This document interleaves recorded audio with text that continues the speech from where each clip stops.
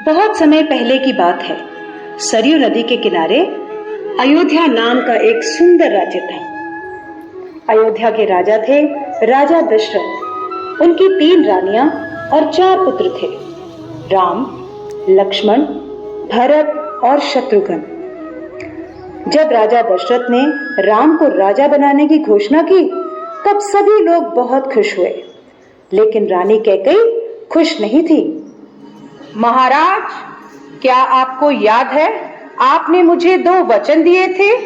आज उन वचनों को पूरा करने का समय आ गया है।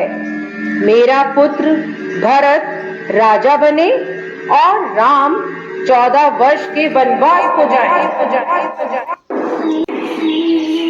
राजा दशरथ की आज्ञा पाकर राम और लक्ष्मण सीता के साथ 14 वर्ष के वनवास के लिए चले गए।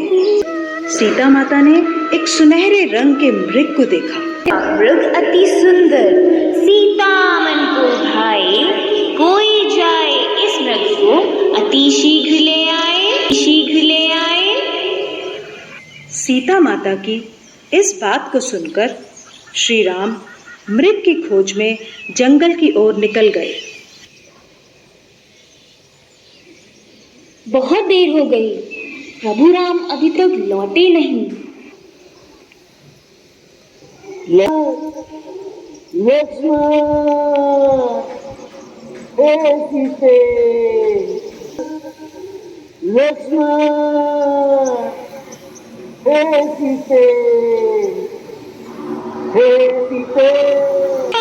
लक्ष्मण देखो, प्रभु तुम्हें अपनी सहायता के लिए पुकार रहे हैं। हे माते, ये मुझे किसी मायावी शक्ति का कार्य लग रहा है। आप चिंतित ना हो, भैया जल्दी घर लौट आएंगे। नहीं लक्ष्मण, मेरी आज्ञा का पालन करो। जाओ, प्रभु को तुम्हारी सहायता की आवश्यकता है। ठीक है माते, किंतु आप इस लक्ष्मण रेखा को पार नहीं करना।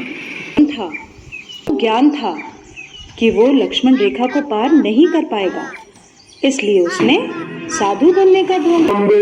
उनको ज्ञान था कि हे मुनिवर, भिक्षा स्वीकार कीजिए।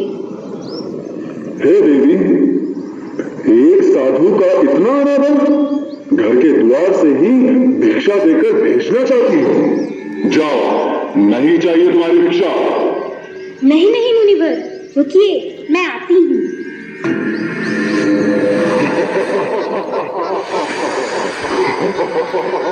बचाओ, बचाओ, बचाओ, भैया लक्ष्मण, प्रभु राम, बचाओ, बचाओ, हे नाथ, मुझे बचाओ। और लक्ष्मण सीता माता को कुटिया में ना पाकर बहुत चिंतित हुए और उनकी खोज में निकल गए। लक्ष्मण और हनुमान लड़ाई करते और हुआ, जिसमें श्री राम विजयी हुए।